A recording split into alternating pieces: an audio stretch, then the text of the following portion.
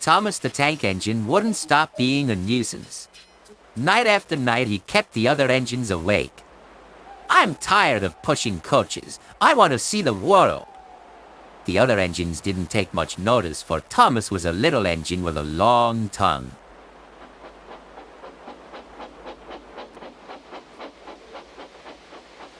But one night, Edward came to the shed. He was a kind little engine and felt sorry for Thomas. "I've got some freight cars to take home tomorrow. If you take them instead of me, I'll push coaches in the yard." "Thank you," said Thomas. "That will be nice."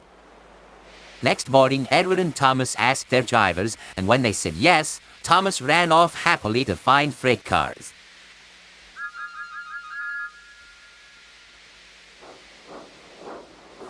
Now, the freight cars are silly and noisy. They talk a lot and don't attend to what they are doing. And I'm sorry to say they played tricks on an engine who is not used to them. Edward knew all about the freight cars. He warned Thomas to be careful, but Thomas was too excited to listen.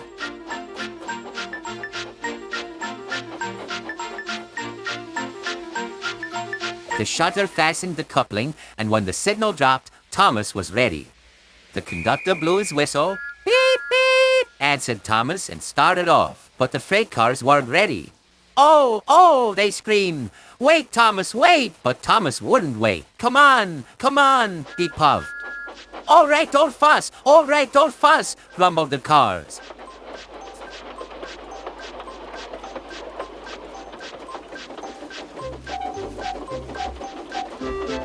Thomas began going faster and faster. "Whoosh!" he whistled as he rushed through Henry's tunnel.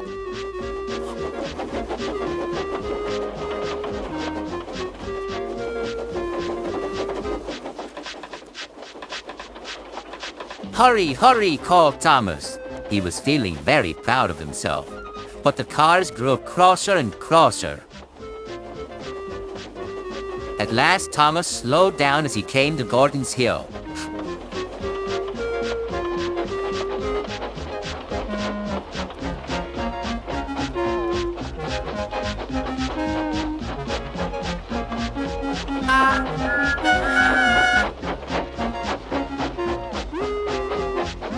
"Steady now, steady," warned the driver as they reached the top.